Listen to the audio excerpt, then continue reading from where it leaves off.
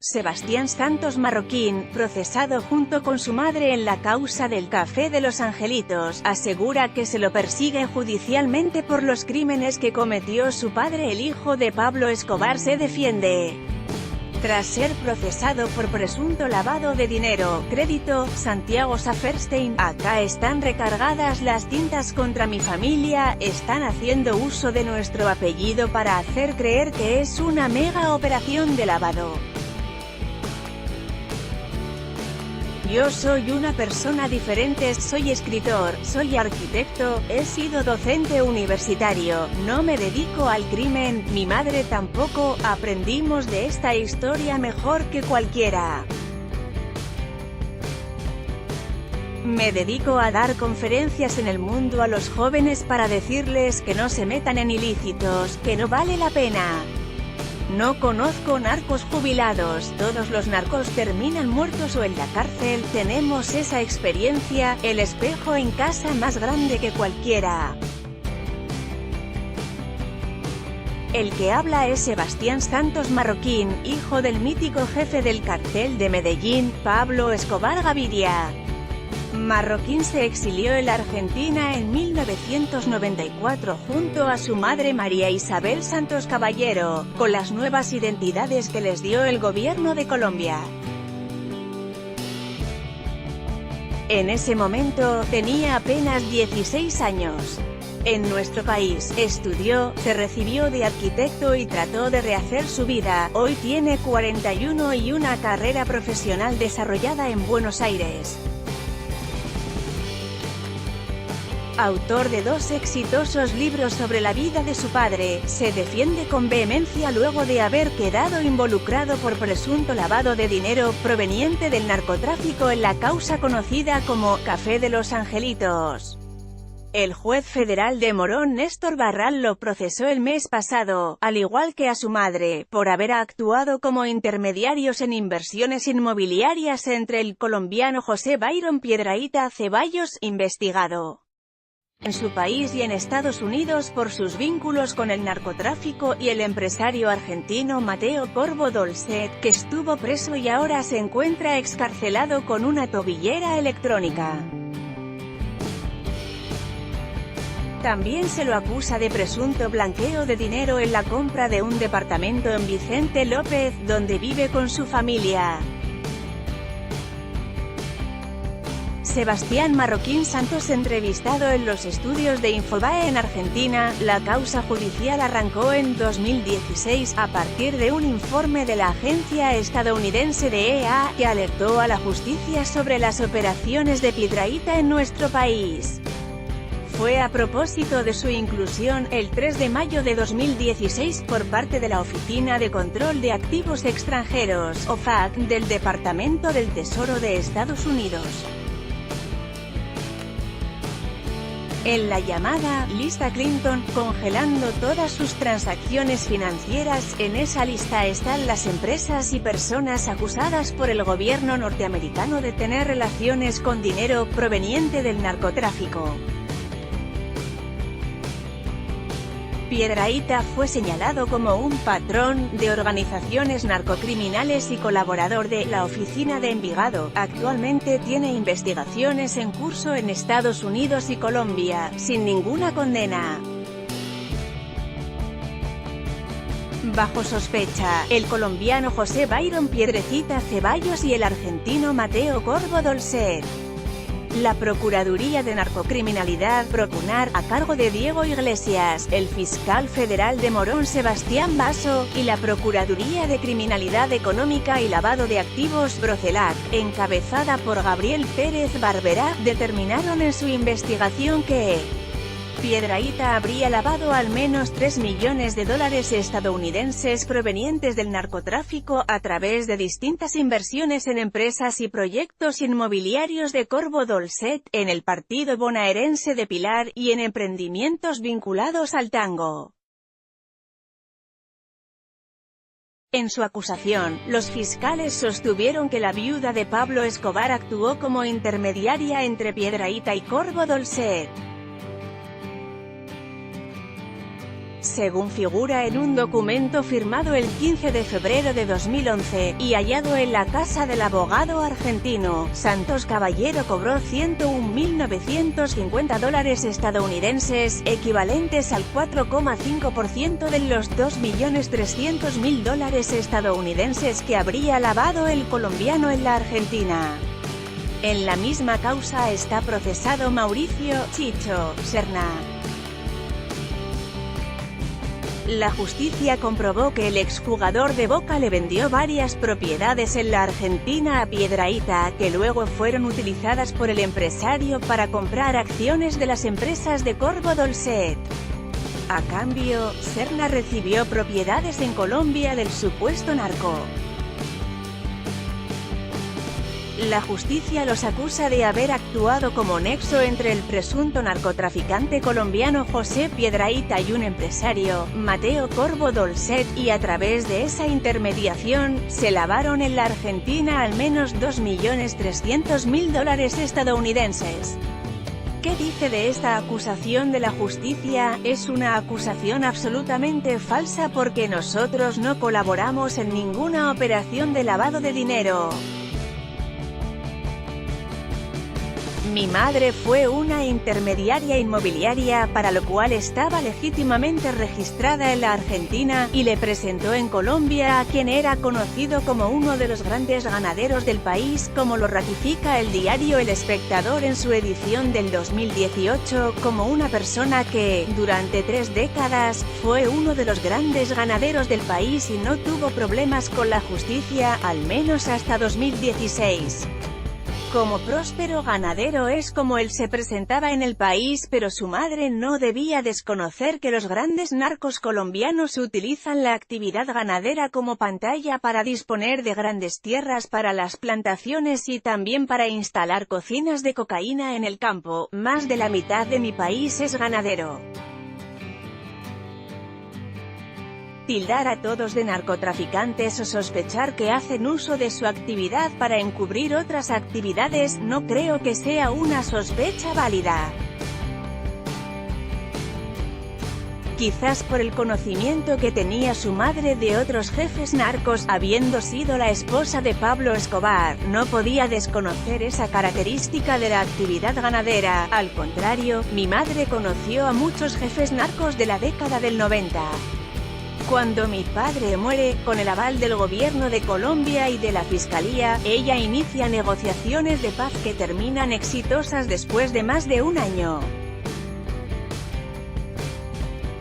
Y se reúne con más de 40 familias mafiosas de todo Colombia y nunca, ni por una vez, el apellido Piedrahita aparece mencionado.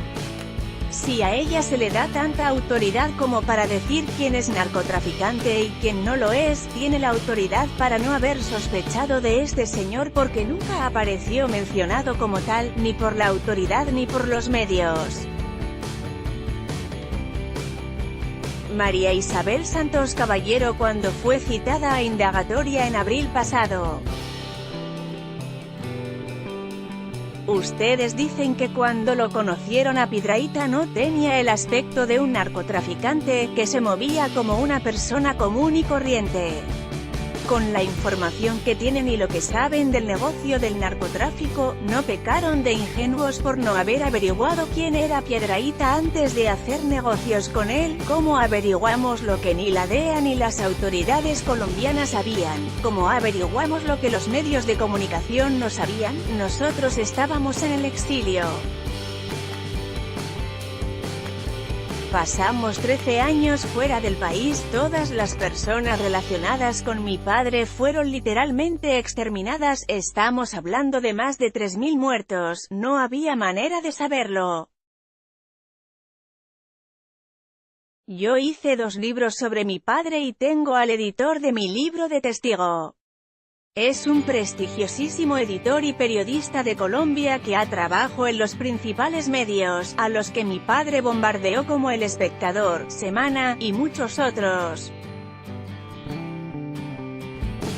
Él me acompañó a todas estas entrevistas para el libro, y jamás salió ni siquiera a relucir el apellido. La causa local contra Piedrahita, quien aún no declaró en indagatoria ante los fiscales argentinos y podría hacerlo por videoconferencia una vez extraditado a Estados Unidos, articula en realidad las investigaciones de 3 países, además del nuestro, ese país y Colombia. Nosotros no tenemos que probar su participación en actividades vinculadas al narcotráfico, eso lo tiene que probar Estados Unidos o Colombia. Nosotros tenemos que demostrar lavó dinero en nuestro país, señala una fuente de la investigación. José Piedrecita Ceballos, detenido en Colombia el 29 de septiembre de 2017, el colombiano.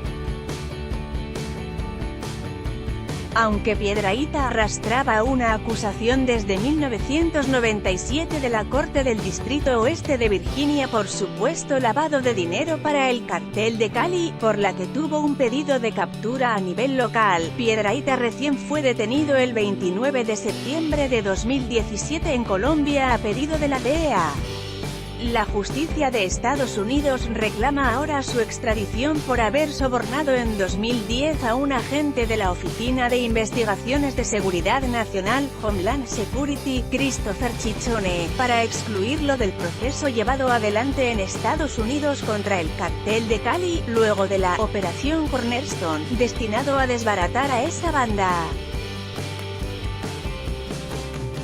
Piedrahita fue uno de los acusados en 1996 por tráfico de drogas y lavado de dinero en esa causa, y tuvo un pedido de captura desde junio de ese año hasta octubre de 2011, cuando finalmente logró que los cargos en su contra fueran desestimados por el juez de distrito de los Estados Unidos de América William Hoeveler, gracias precisamente a los esfuerzos de Chichone, que era el responsable de la investigación en ese expediente. A su vez, Piedrahita es investigado en Colombia en 2 causas judiciales. En una, por tráfico de drogas a cargo de la Fiscalía 40, que no tuvo mayores avances, y en otro proceso de extinción de dominio, que investiga el presunto origen ilícito de sus bienes, y lleva adelante la Fiscalía 10 de Medellín. 5 testimonios de este expediente fueron enviados por la fiscal Mónica Valencia Charri para ser incorporados a la investigación en Argentina. En ellos se identifica a Piedrahita, en una posición jerárquica dentro de diferentes estructuras criminales paramilitares y dedicadas al tráfico ilícito de estupefacientes que operaron desde la década del 90 en el norte y centro de la República de Colombia, según surge del dictamen de los fiscales argentinos. Las conexiones de Piedrahita, según un diagrama que consta en la causa.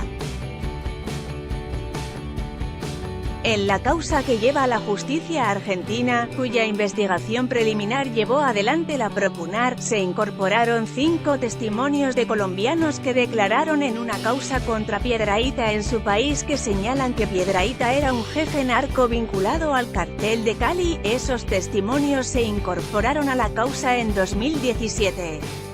¿Cómo podemos saber nosotros en el 2008, casi 10 años después, que unas personas iban a decir algo sobre un señor sobre el cual perdimos todo contacto en 2009? Las interceptaciones telefónicas, mensajes de WhatsApp, correos electrónicos garantizan que no hubo ningún contacto, no solo con el señor Piedrahita, sino con ninguna de las personas involucradas en esta causa. ¿Cómo conocieron a Piedrahita? Mi madre hizo un evento en 2007 en la ciudad de Medellín, después de 13 años de no haber regresado al país por temor a la violencia y a las amenazas. El evento lo organizó a nombre de su empresa, Nexo Urbano S.A., porque si lo organizaba a su nombre, nadie asistiría, siendo la viuda de Pablo Escobar, delito del que todos la quieren acusar. Invita al presidente de la Sociedad Argentina de Arquitectos de Argentina, Daniel Silverfarden, con quien he tenido el privilegio de trabajar en muchos proyectos y de ganar muchos concursos reconocidos internacionales, para atraer a posibles inversores colombianos a invertir en proyectos inmobiliarios en Argentina. Está la lista de los invitados. No hay ningún narco, al contrario, son prestigiosos empresarios de la construcción, de la Cámara de Comercio de Colombia. Hay un arquitecto muy conocido de Colombia, Laureano Nano Forero, que asistieron a estos desayunos o tés que se organizaron en un hotel, de los cuales hay fotos de los asistentes. El por Piedrahíta fue uno de tantos. ¿Cómo llega a ese evento Piedrahíta? ¿Alguien acusado por sus vínculos con el narcotráfico? Hoy no hay ninguna condena sobre Piedrahíta. Sin que haya una condena en primera instancia, me parece que estamos prejuzgando. Lo que haya hecho Piedrahíta es su responsabilidad y yo no tengo que salir a responder en su defensa. Eso es competencia de la autoridad y yo no soy policía, mi madre tampoco. Y en ese momento, hasta en el propio Senado del Colombia, el 23 de febrero de 2009, hubo un reconocimiento a una de las empresas de Piedrahíta. Reconocimiento del Senado de Colombia a las empresas de José Piedrahíta, el 23 de febrero de 2009. Su padre también fue senador. Bueno, pero ¿por qué no llamamos a los senadores que, en el 2009, o sea un año después de que mi madre hizo esta intermediación con Piedrahíta, condecoran a sus empresas? Siendo del mismo lugar de origen que Piedrahíta, la región de Antioquia, no sabían nada de las actividades de ese empresario. Siendo periodista, usted conoce al 100% de los periodistas de la ciudad, no es comparable. Le pregunto si su madre nunca supo o pudo haber sabido que Piedrahíta estaba vinculado a actividades del narcotráfico. Los fiscales tendrían que saber más que nosotros, si ellos son la justicia. La pregunta está basada en la suposición que hacen los fiscales. Porque somos de Antioquia, porque somos colombianos, porque somos la familia de... Tenemos que saber los nombres de todos los narcos de Colombia. ¿Por qué no le haces esa pregunta al gobernador de Antioquia? El propio gobernador se reunió en 2017 con Piedrahíta para 2 de sus campañas. ¿Por qué no está acusado? Porque solo a la familia de Escobar. La acusación contra usted y su madre se basa en un documento que se encontró en el domicilio de Corvo Dolcet. Usted reconoce ese documento, todos lo hemos reconocido, no negamos ese documento en absoluto, lo están queriendo utilizar como un instrumento que nos condena. Y yo creo todo lo contrario. Ese documento nos absuelve porque si yo hubiera tenido la más mínima sospecha de que este señor tenía dinero de procedencia ilícita, jamás me hubiera atrevido a firmar un documento de esa naturaleza, que habla explícitamente de la operación inmobiliaria que fue el objeto de ese convenio. Al contrario, una persona que hizo todo por los bancos, a su nombre, no me parecía el típico narcotraficante que siempre trató de eludir a la justicia y nunca se atrevió a hacer algo en nombre propio. El documento firmado por Corvo Dolcet y Marroquín que revela la comisión cobrada, en la causa no hay registro fiscal del pago de esa comisión. Fue en negro, Corvo lo dice en su declaración, lo fue pagando a lo largo de 3 años. Ese dinero nunca se percibió todo junto, tardó una eternidad, si no hay registro, no puede haber lavado. Era dinero de mi madre y ella en su declaración dijo que lo percibió en cuentagotas. Como lo conocieron a Corvo, mucho tiempo atrás, recién llegados a la Argentina, queríamos instalarnos y buscar un mínimo asesoramiento sobre cómo nos teníamos que registrar. A Corvo no le interesó ningún tipo de asesoría y ahí termina la relación. Corvo Dolcet, detenido en septiembre de 2017 y excarcelado 5 meses después. Como conocen a Corvo Dolcet, consta en la causa, una persona llamada Arroyave, por John Alberto Arroyave Arias, que pagó una condena por una causa muy conocida acá, Operación Langostino, de 1988, de la cual fue uno de sus principales protagonistas, pero parece que todos los que pagan condena es para la eternidad. Según la ley, cuando cumples una condena, después de un tiempo dejas de tener antecedentes. A mí me hubiera gustado muchísimo llegar a la Argentina y pedirle ayuda a Constantini, por el desarrollador inmobiliario o una persona reconocida, pero el mundo en el que nosotros como familia hemos crecido, no nos ha permitido tener ningún tipo de contactos con los empresarios. Terminas pidiendo ayuda a Arroyave, a quien conocí en libertad, pero no recibimos ayuda de ninguno de los dos. Pero no sé, ¿qué tan culpable nos hace eso? ¿Qué hay de raro en eso? Arroyave había sido excarcelado en 1993, un año antes de la llegada de la viuda y el hijo de Pablo Escobar a Argentina, gracias ya a la defensa que hizo como abogado Corvo Dolcet, quien apeló al Pacto de San José de Costa Rica. Sin embargo, el colombiano sería finalmente condenado en 1996 a 13 años de prisión por contrabando agravado de drogas, por intentar enviar 660 kilos de cocaína escondidos en cajas de langostinos a Estados Unidos. Corvo Dolcet fue abogado de un narcotraficante y le piden asistencia a él. Uno creería que al llegar a Argentina quieren desvincularse completamente de lo que habían vivido en Colombia, por supuesto. Cuando llegas a un país lo primero que haces es enviar una señal de ayuda, y la única ayuda que apareció a mano era esa. Lo hicimos como una familia que llega del exterior, en un exilio, desvinculada de toda actividad. ¿Cuál es el delito que alguien nos presente un abogado, teniendo en cuenta que la relación de ustedes con Corvo no terminó bien? ¿Se arrepienten de haber hecho negocios con él? Acá se habla solo de Piedrahíta, pero nosotros le trajimos muchos otros inversores a Corvo, aunque el único que terminó invirtiendo fue él. Mi madre le llevó fondos de inversión de Estados Unidos, personas muy conocidas de Argentina que finalmente deciden no invertir.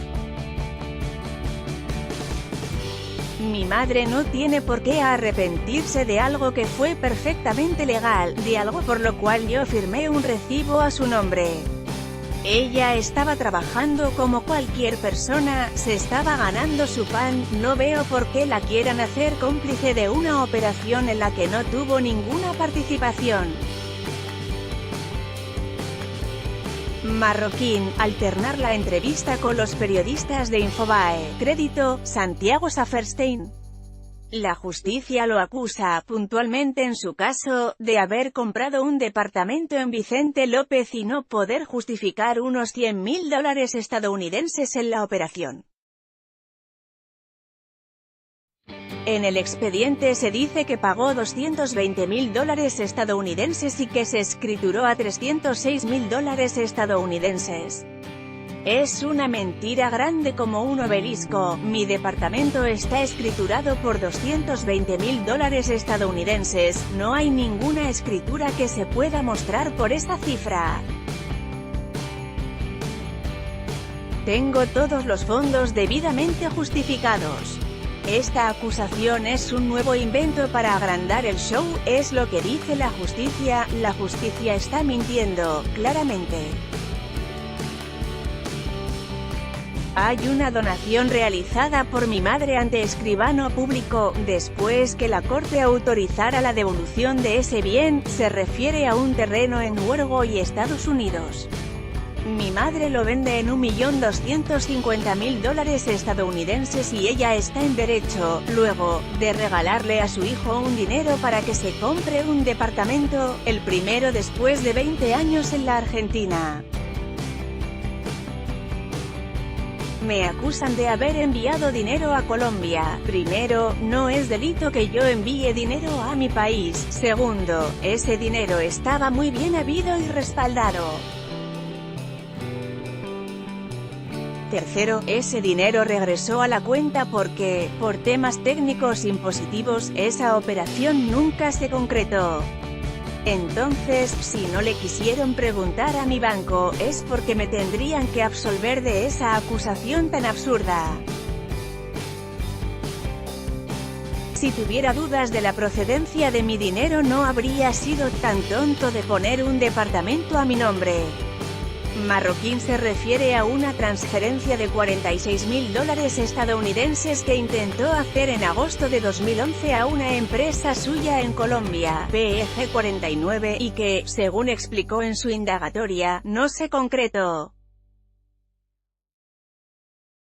Tras aportar los extractos bancarios, la justicia aceptó esa explicación.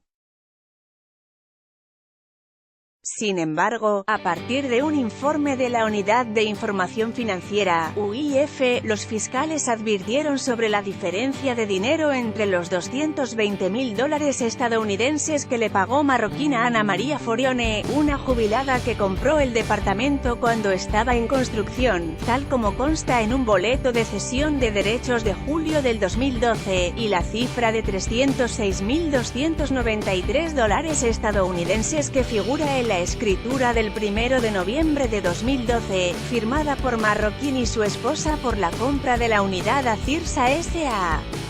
La jubilada aún no fue citada por la justicia, ni tampoco el escribano que hizo la escritura. Escritura de la compra del departamento. En el expediente figura que usted escrituró por más de lo que pagó. Yo no escrituré con la empresa IRSA, le compré el boleto a la señora, la primer dueña del departamento. ¿Cómo le pagó ella a la empresa IRSA con mi dinero? No es mi problema.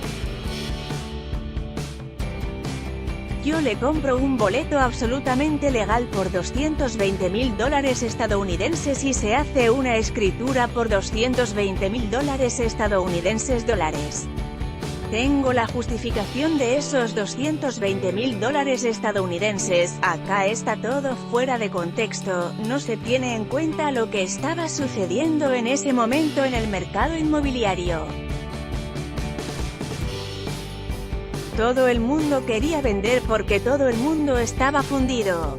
Todos los departamentos estaban en venta y la empresa IRSA se iba a quedar con la totalidad de los departamentos porque a ninguno de los que invirtieron en ellos les estaba alcanzando el dinero para pagar las cuotas. Todo el mundo estaba vendiendo desesperado. Era muy fácil para mí, teniendo dinero declarado en efectivo, hacer una oferta de ese tipo y me la aceptó. Además, en ese momento, julio de 2012, había un dólar oficial y un dólar blue. No sé qué hizo la señora, no es mi